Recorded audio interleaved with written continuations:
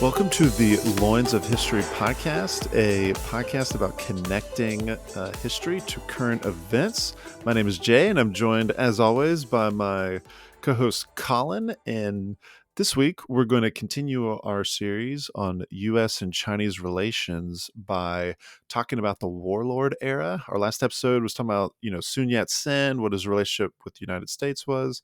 Now we're going to talk about, hey, this is the new Chinese Republic, and take that up to the Civil War period. So, Colin, what are our key takeaways for today? Thanks, Jay. So the first key takeaway, this is kind of a repeat. I think we've already touched upon this, but it is important to understand. So the conflict that we see in this era of Chinese history was mostly internal versus external. Previous couple episodes, we've been talking about Western nations and the Opium Wars, Boxer Rebellion, all fighting and dominating the Qing dynasty. Well, here we're going to have a lot of these, with Yuan Shi-Kai and the Beijing army, warlords, nationalists versus the communists. It's going to be a lot of internal fighting. A lot of that was because looking through this, it seems like succession was a huge issue. Once the Republic of China was founded, who was going to be president? What was going to happen when Yuan Shi-Kai, who took over through military force, what was going to happen when he died? And that led to a lot of chaos.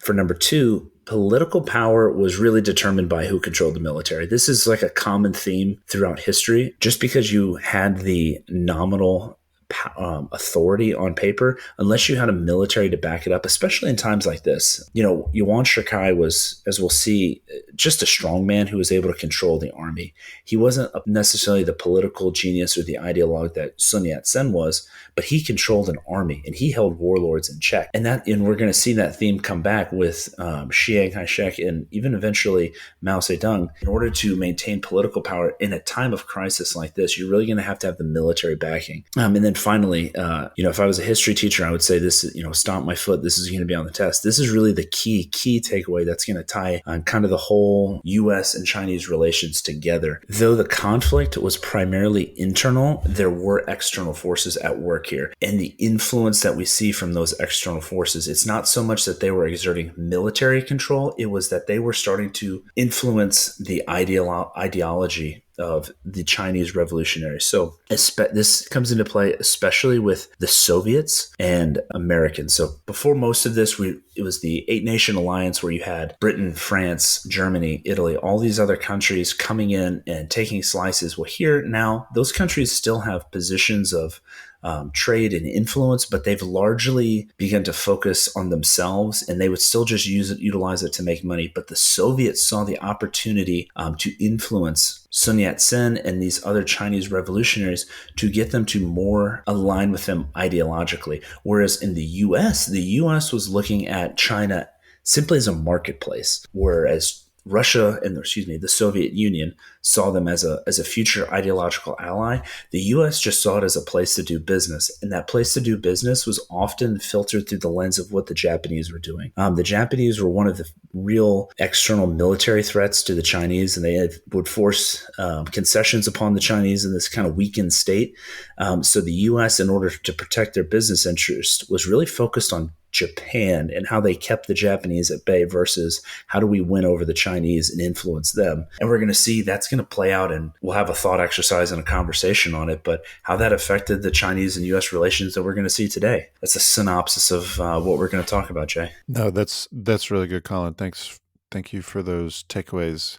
Can you, just to get going here, tell us more about Yuan Shi-Kai and what was going on after he took over the government there in Beijing? Yeah, so last week we talked about Sun Yat-sen and his founding father role and becoming the first president of the Republic of China. Well, Yuan Shi-Kai did not like that Sun Yat-sen was elected. As we said, this was kind of a hastily thrown together, well, not really hastily thrown together, it was planned, but it was very quick. And Yuan Shi-Kai had his eyes on power. And once Sun Yat-sen was elected, Yuan Shi-Kai basically utilized his army, the Beijing army, who was loyal to him as a bargaining chip. And he went to Sun Yat-sen and essentially told him that he wanted to be the president of China, and he arranged that he was going to become the president of China. He actually had other members of the Republic of China, other leaders assassinated, and it was very obviously him that did it. And Yuan Shi-Kai was the one who negotiated the abdication of Pu Yi, ending Imperial China. And so you have this period where he's elected president in 1912, the end of the Qing dynasty.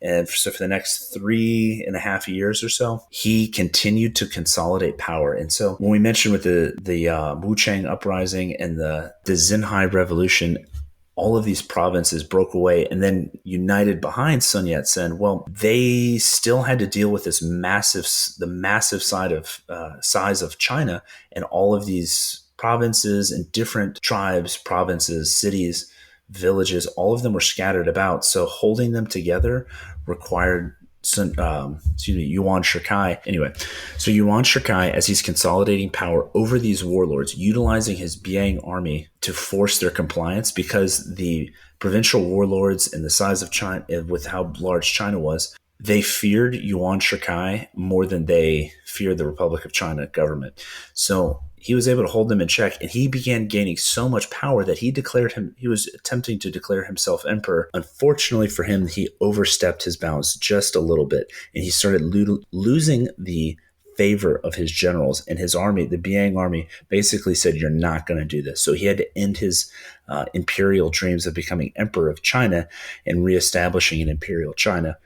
During this time, like I mentioned, the Japanese were forcing concessions on him, and he was having to negotiate. And so even though he had a large army behind him and internally he had a lot of power on the international scene, he still had to deal with Western powers having bits of China and trading ports, that he was still in these unequal treaties. The Japanese forced more concessions on him. And then he died in 1916, and that's what began the Warlord Era. Succession is a big deal, historically speaking, and looking at it through an American lens, when George Washington decided that he was going to only serve 2 terms as president, when, and after the 2020 election, we hear, like, is there going to be a peaceful transition of power? It's because historically speaking, like, we understand that, especially for a new nation, like, this is a very delicate time. And if it's not done correctly, like, succession can become civil war and chaos and break apart a nation. Like, if you look at the crisis of the 3rd century in Rome, you had an emperor would take over once Commodus. If you've ever seen Gladiator, Joaquin Phoenix, he's the bad guy. No, the Roman Republic was not restored after they carried, Russell Crowe heroically out of the Colosseum. That's not how it happened.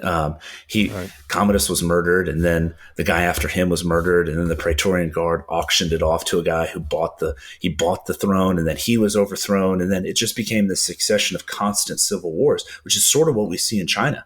Yuan Shi-Kai, strongman, he dies. No one is able to take over that mantle. And so those provinces that he held together through fear and an army suddenly broke apart.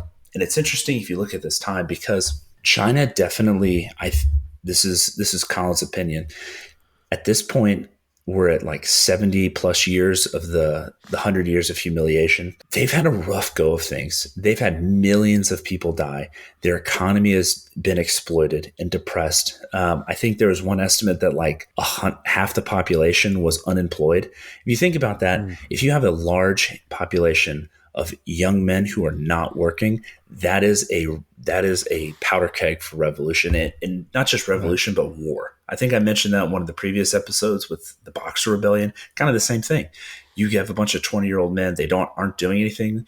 They want to get wealthy because there's no money. Inflation is bad. There's no centralized control. So they start falling into these different cliques and factions and under these warlords. So you had a couple different cliques that formed, like the Zili, the Anhui, and the Fengtian. And I apologize if I pronounce these incorrectly, but I'm doing my best here.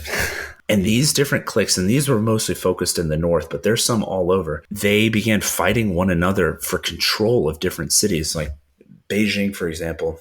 Even though nominally on paper, the Biang government, or the Biang army takes over and becomes the Biang government, it was officially the official recognized government of the Republic of China. So foreign governments were still doing business with, I say doing business, they were still doing business with this government. So they became wealthy due to trade and taxes off of foreign goods. So it became kind of a popular place. And so the Zili took it over, and then they were eventually thrown out by the Fengtian. So it's a very chaotic time. These 11 years or so, it's extremely chaotic. There's no real centralized control. There is on paper a Beijing government and the Republic of China, but in practice, there are different warlords who are controlling these different provinces who are fighting one another in very bloody conflicts. Like the Zili Fangtian was a very bloody conflict, passing control of Beijing, a very important city at the time, in order to exploit that. And there were some provincial warlords who were benevolent in what they did.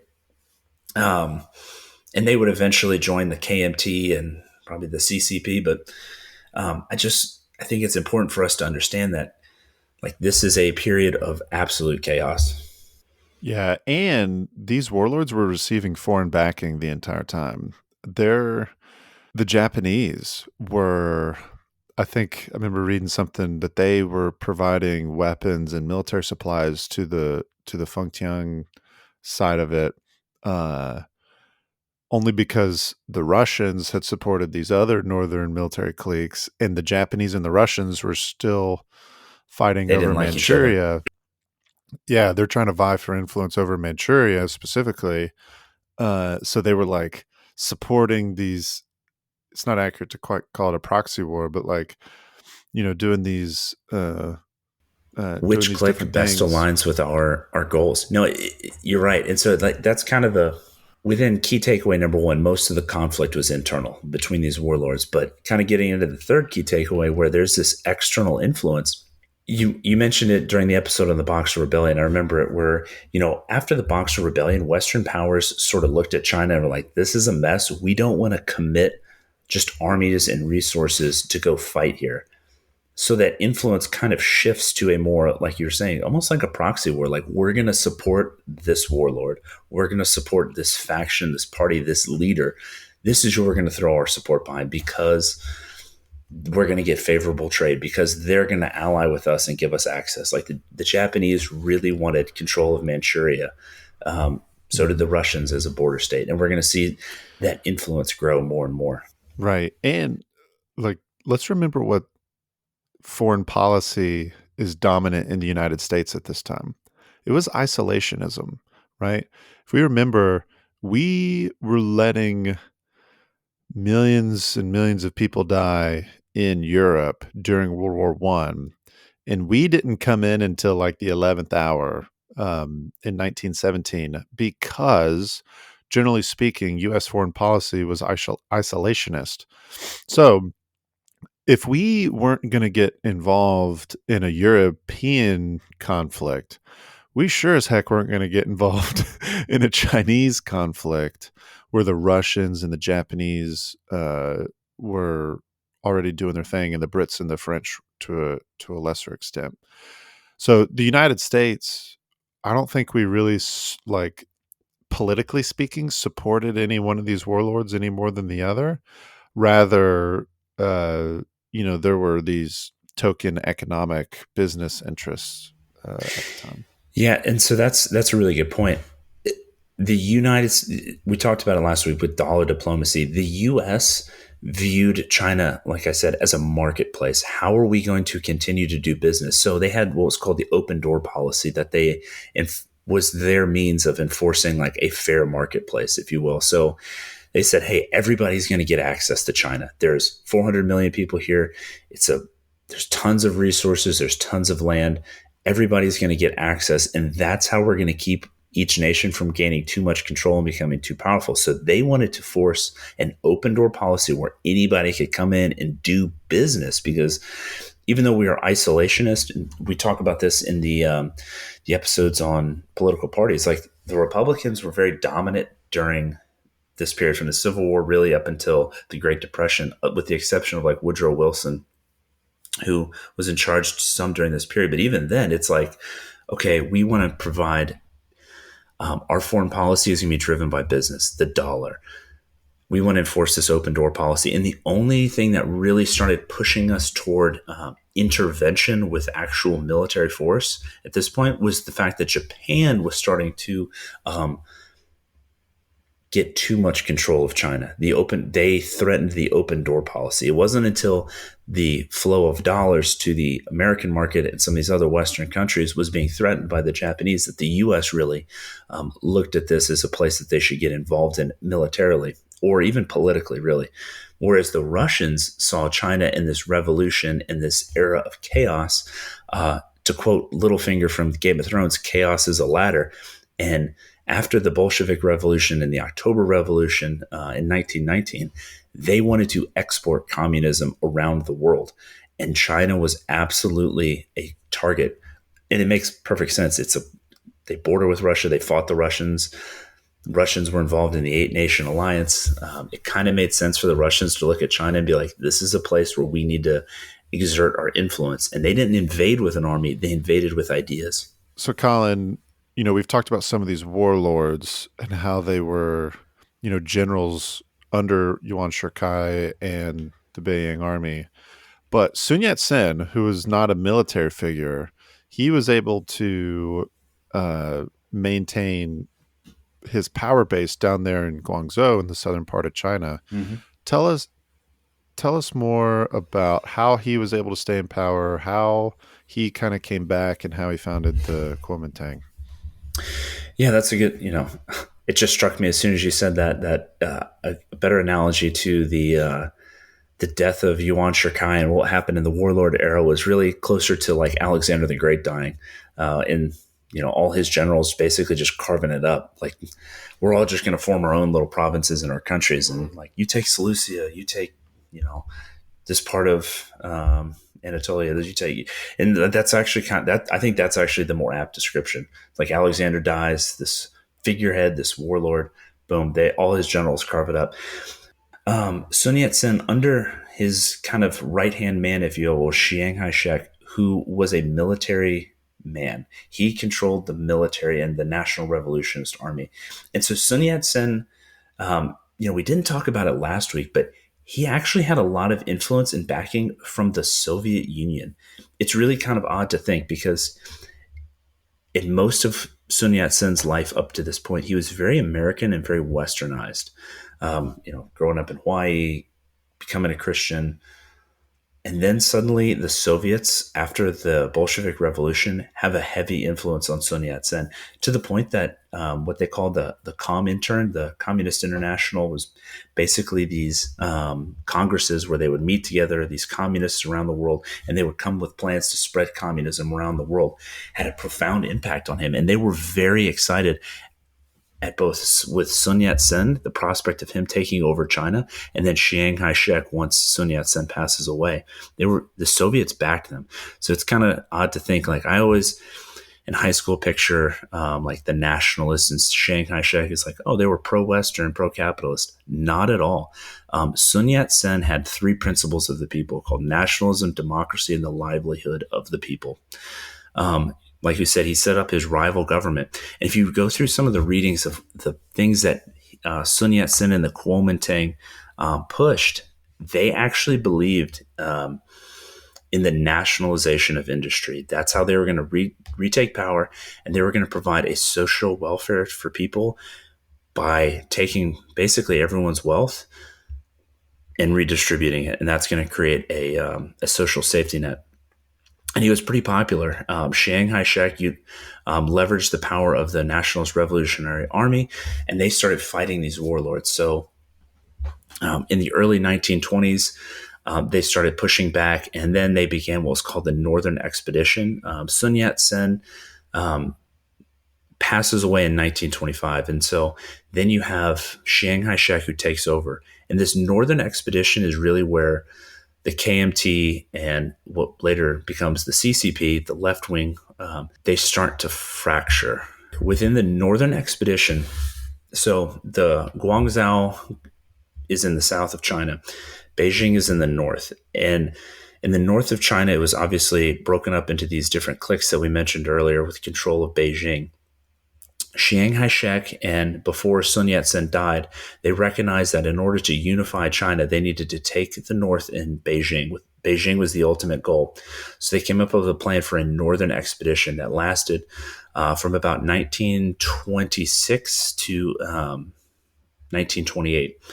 And so within this northern expedition, it was 3 years of continuous fighting and defeating each of these different warlords and consolidating power. And so within this, the KMT, which is the Kuomintang, the Nationalist Party, you had a wing that was the communist wing, were really left wing at first. And it was actually the CCP, which is interesting to think about. Again, like I said, I always thought that the CCP was kind of its own party that was formed and then began fighting the nationalists for control. And it was an ideological difference when in reality, they're almost the same. And it was more of a power grab. And who's. No, I was just going to say, we think that we we know the CCP and the Kuomintang like fought each other, so they must be ideological opposites, and they absolutely were not.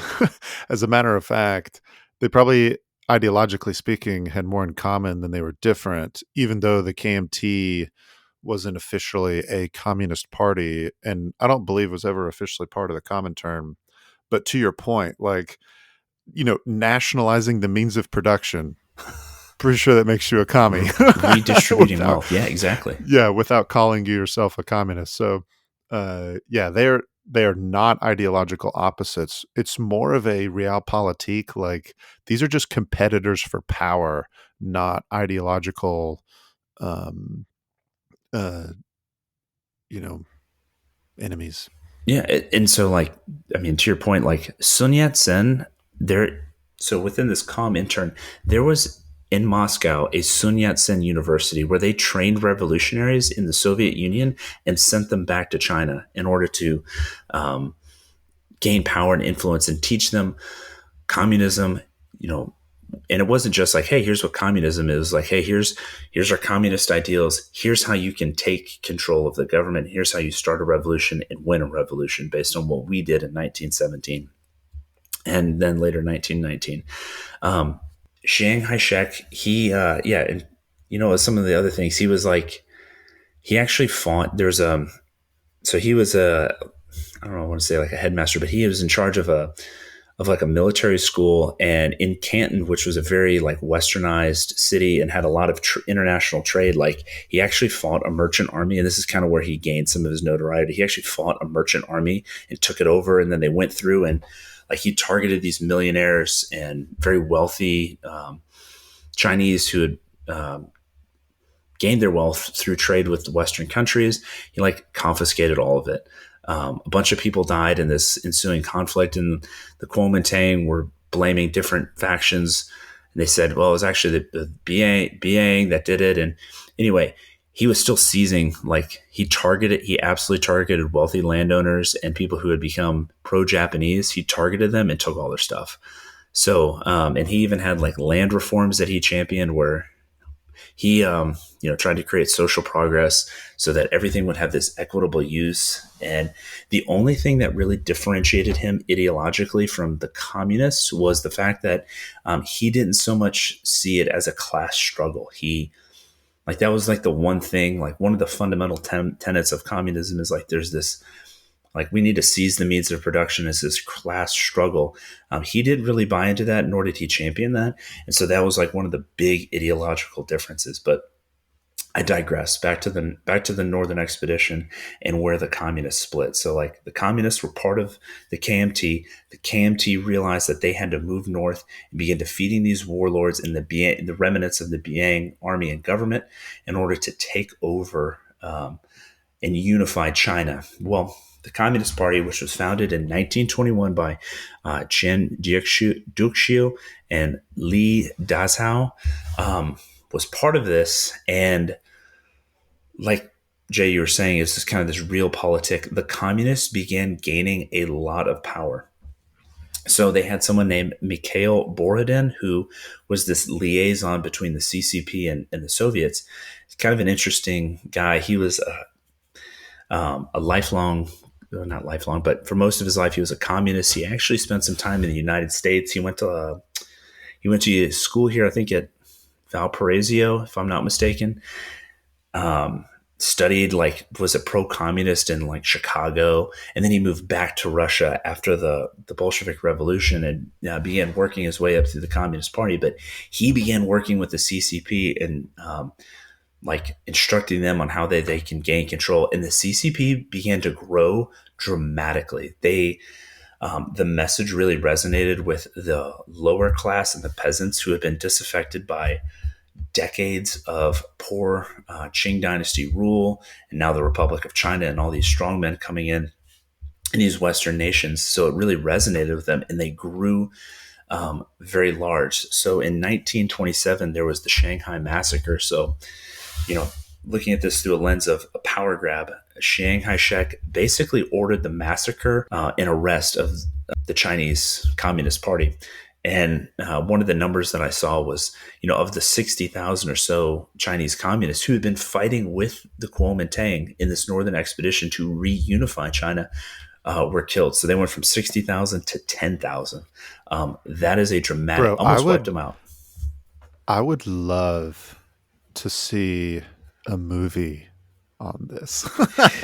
Like the idea of like, hey, Chenka, the KMT and the communists, the CCP getting along, everything's hunky dory, and then just this savage betrayal of, oh, you're now like the biggest threat to my power now that we've successfully kind of taken out everybody else. I'm going to do this, you know, Brutus moment and just totally betray you, like, and then this starts a war and blah blah blah. Oh man, that'd make a great movie. You know what? You're right. It would. I mean, and kind of into the key takeaway number 2 about the military power, like dictating your political power. Chiang Kai-shek, there were times where he was on paper not necessarily the ruler, but because he controlled the military and the army, he absolutely had the power. And so he perceived the communists, because they were growing, as a threat. So he utilized that military power to try and crush the CCP. Unfortunately, he did not purge the entire Communist Party. But at this point, the communists leave the KMT and form their own party. So it becomes officially the CCP, the Chinese Communist Party. So they have separated in 1927 after the Shanghai Massacre. In June of 1928, Beijing ends up falling to the KMT and the Nationalist Revolutionary Army. And so this ends the Beiyang government. And so the nationalists have come to power. And he begins to further consolidate his own power within China at this point.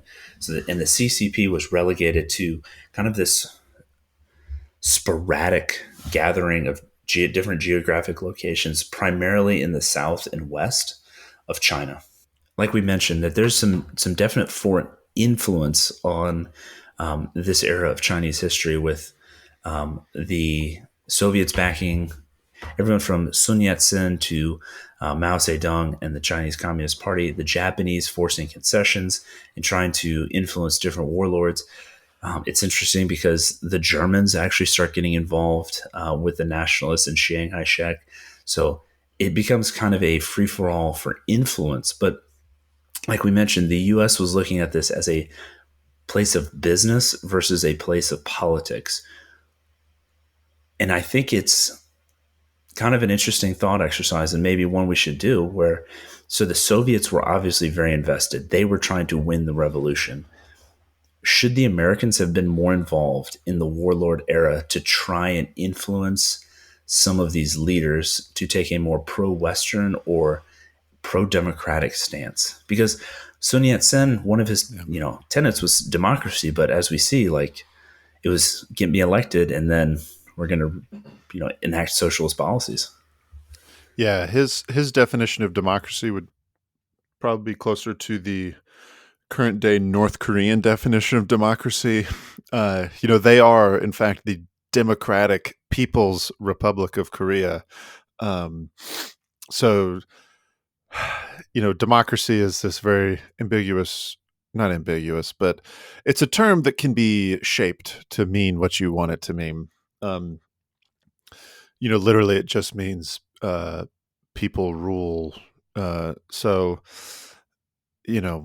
how the people rule can be blurry. So that can be a liberal democratic or a socialist democratic type way. But on the question of what was the U.S. doing during this time and like what should the US have been doing during this time is is it's a good question because one of the main reasons why we're doing this entire series on US Chinese relations is to understand like I almost feel like a mediator between the government of China and the government of the United States in a sense like uh it's like hey guys the like China I know you've been hurt.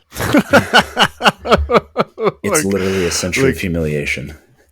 yeah, like I know it's not been fun, and that is a gross understatement. Um, Not only that, but a lot of your ex girlfriends have abused you, cheated on you. Like, there's a lot of trauma there, and rightfully so.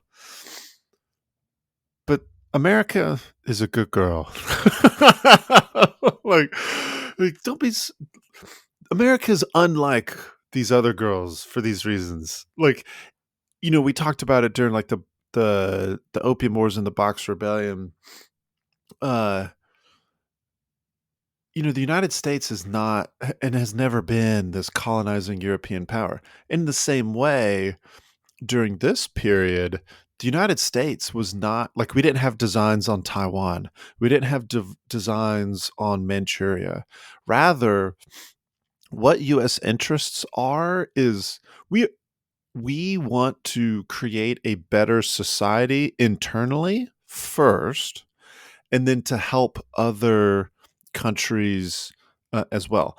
The way in which you create a better society, a large part of that is building wealth, like with technological advancements, with an economic system that allows those technological advancements, to be proliferated to other people.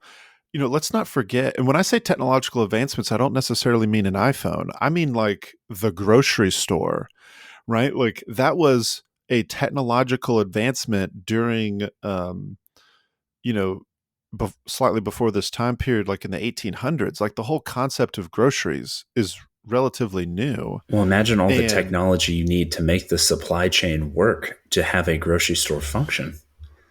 right, right. Like in the United States, like we we first and foremost just want to make life easier for Americans. Building wealth is a part of that. Access to foreign markets is a part of that. So, um,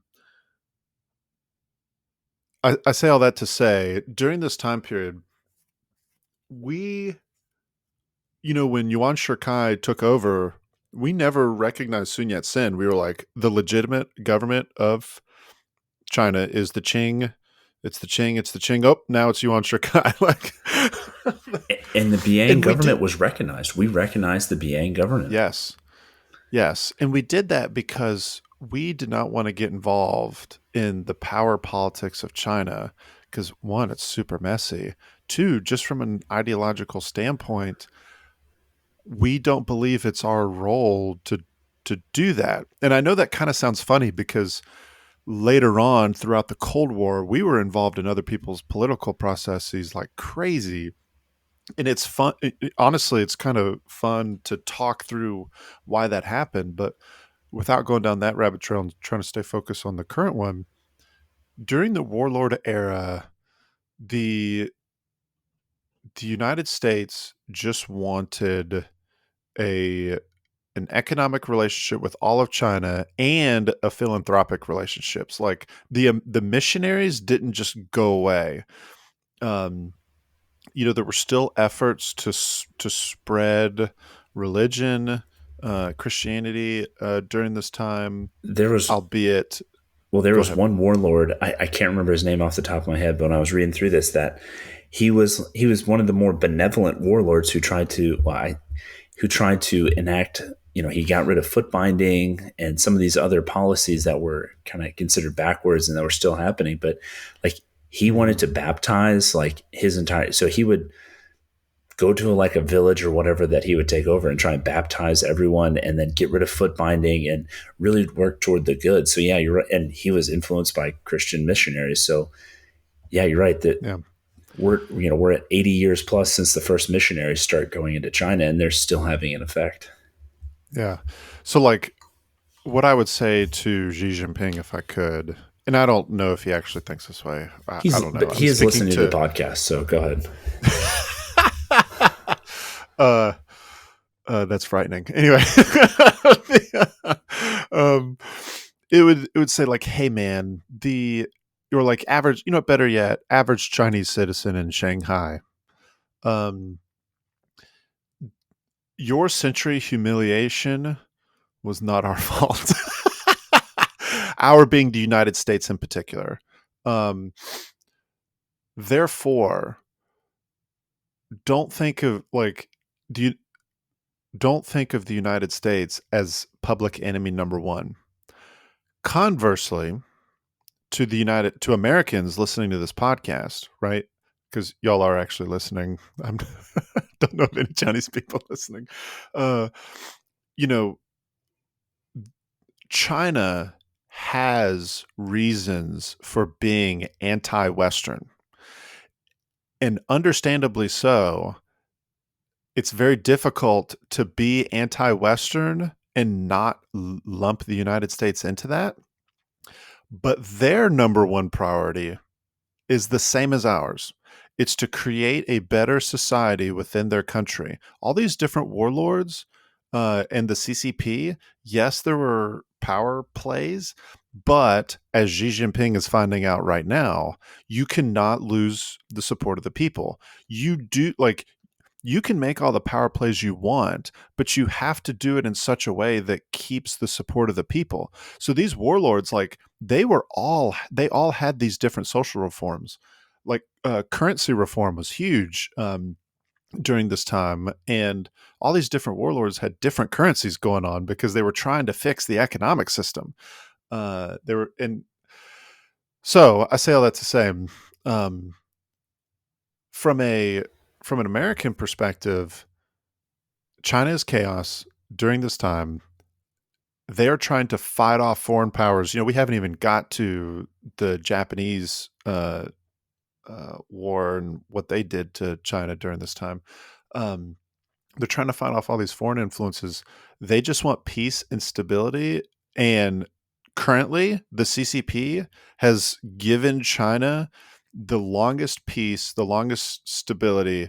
And I realize there's a huge asterisk there. Like there was the Cultural Revolution, there was the Great Leap Forward. Like tens of millions of people have died in China at the hands of the CCP. Please, like I'm not trying to be an advocate for the CCP. However, if you're average Joe Blow in Shanghai, China, relatively speaking, the CCP has created stability prior to the 100 years prior to that. That's how bad it was in China I before that. So agree. we have to keep that in mind. Yeah, I mean, with the Cultural Revolution, I think there's estimates as up to 60 million people died. And I hate to say it like this, but like that's almost par for the course for the Chinese. If you look at like the Taiping Rebellion, the Boxer Rebellion, all of these other wars, the Opium Wars that they fought, the Sino-Russian War, the Yeah. Japanese invading and war, like you're right, it's almost par for the course, and I almost want to say that's just a big asterisk in a long line of stability. Right. I mean, we talk about how since 1949, in terms of conventional conflicts, China's only had one, and it was a complete debacle in Vietnam. So, relatively speaking, like the What CCP. what about Korea? Oh, okay. No, you're right. You're right. I say Korea, like, yeah, that was a conventional conflict, but that was 1 year after they had kind of consolidated the entire country. So, like, okay, sure. So maybe from 1952 to the present, they have only had one one conventional conflict. So, like, whereas in the United States, like we have been in so many different conventional conflicts since the exact same time period. I mean, heck, we were in Vietnam, we were in Korea, we were in Iraq, we were in Afghanistan. We were have done various things throughout, Central and South America. Like we have been nonstop conflict from a certain perspective, whereas China has, from an external standpoint, they haven't, save that one, debacle foray into Vietnam. I look back on it and I think the US. So, one of the things, and we'll get into this kind of more next week when we start talking about like the Civil War that China fought and then the United Front against Japan in World War II. But one of the things that really upset both Chiang Kai-shek and Mao Zedong and I say that just to say, like, really the Chinese in general, was the unequal treaties. And now that they were getting themselves into a position to quote unquote renegotiate those, I think the US should have been more proactive with initially the Republic of China and the Beijing government. But then finding someone like Chiang Kai shek, even though he did not necessarily espouse Western ideas on capitalism and things like that, extending an olive branch and saying like, hey, we're going to renegotiate these treaties as equals would have gone a lot further than quote unquote backing him during the Civil War and then after the Civil War through World War II and up until 1949 when we had to help when they evacuated to Taiwan. I think that would have gone a lot further to help them rally support around Chiang Kai-shek and finding ways to bring in the fold and gain support amongst the people of China. I think that would have helped a lot because the Soviets absolutely used those unequal treaties to say, hey, look at what those imperialists did to you. Look at what those capitalists did to you. And they were able to win I think this term is overused, but win the hearts and minds of the Chinese people. And that the CCP was able to use that to grow, and they grew dramatically. And eventually, we'll see. Eventually, they were able. Chiang Kai-shek lost the support of the people. He lost the mandate of heaven, if you will. Even though that kind of went away with Imperial China, but yeah, and this is somewhat jumping ahead to a future episode, but it's if you were to just take two snapshots of China, like I'm thinking of looking at a map, seeing who controls what. After the Shanghai massacre, the Kuomintang controlled nearly all of what we think of today as China. They didn't control Mongolia. They didn't control. They kind of controlled Manchuria, but like the CCP did not control a whole lot. This is right before the Long March. If you take a snapshot of that, then fast forward to 1948, and the CCP controls nearly all of China. Like it's kind of flip-flopped, right? Right. The CCP controls nearly all of China, and the KMT is very much on the retreat. And if you were to look at those two maps side by side, the question is how on earth did that happen, right? It was like, it's almost like the Atlanta Falcons losing to the Patriots in the Super Bowl. It's like you just blew a huge lead. How on earth did that happen? Well, World War II happened, but it was during the actions of World War II, to your point, Colin, the KMT squandered their lead in public support, and the communists and Mao was all about it. Like even his method of warfighting was like get the support of the people, fight amongst the people. Like Mao was hyper focused on the people themselves, and not from like here in the United States, we kind of talk about like we the people, like, and yes, that's true. But I think a lot of times we pay lip service to the fact that people stay in power through the support of average, normal people. And if you start doing things to piss those people off, your power goes away. Like it is nearly impossible to maintain power. I'm going to throw an asterisk on key takeaway number 2, where I said that political power is dictated by military power. I think we should look at that through the lens of who makes up the military and who is going to support the military. It's the people. And so you can't win a military campaign without people to join and support your military. Bro, you've nailed it. And let's look at why was the Wu Chang uprising? I don't remember if we discussed this in detail or not, but why was all of a sudden, like, the umpteenth uprising that had occurred, why was it all of a sudden successful in overthrowing the Qing? One of the key factors that made that one successful was the members of the Qing military either chose to not put down the rebellion or they joined it themselves. Yuan Shi-Kai. So when the military itself kind of goes, we don't support, and the military is not going to do that because they also are, citizens, people, like, they belong to the people, right? So, like Yuan Shi-Kai, like, if you don't maintain support of the people, it doesn't matter how strong your military is. The military is also not going to back you up. Well, that's the thing. Your military is not going to be strong. It's not going to have people to join it, people to fight. Yeah. This popped in my head, and this is probably an unhelpful rabbit hole, but just thinking about Russia right now, like, I don't think we have a good grasp at how unstable the Russian government is right now, because the political implications of the drastic weakening of their military, right? Like, Russia has a similar thing going on in China, in that you're not allowed to publicly talk bad about the government. It's kind of a police state, and the military are behind that.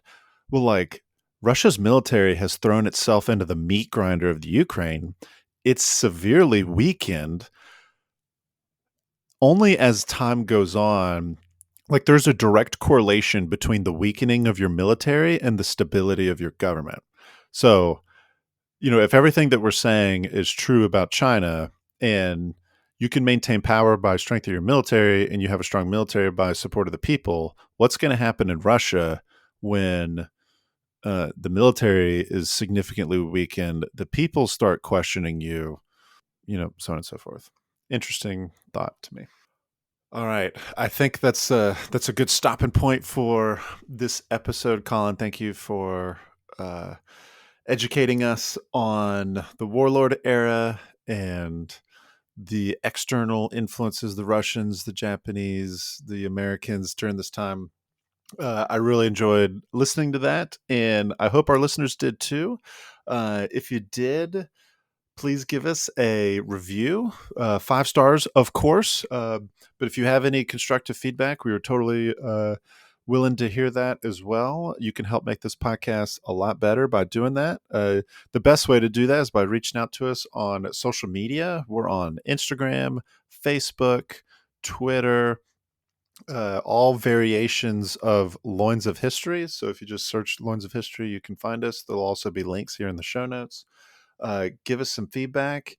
If you really like what we're doing and want to support this podcast with a gift, you can, if you're listening on Anchor, you can click that support button, or there's a link to our Patreon page in the show notes. Lastly, just want to give a huge thank you to our listeners. Our last review on Apple, big shout out to user Proletarians Unite. He's going to enjoy the next episode. Oh man, yeah. Proletarians Unite. Super. You said you were stoked for listening to the US-China one, so hopefully you hear this soon. Thanks for the 5-star review, man. Thank you for the great review. Super appreciate that. If you've noticed, Colin and I, when we see a 5-star review, we'll give you a shout out here at the end of the episode. So send us those reviews, and if you got an awesome username like Proletarians Unite, we'll give you a shout out. So stay tuned for the next episode.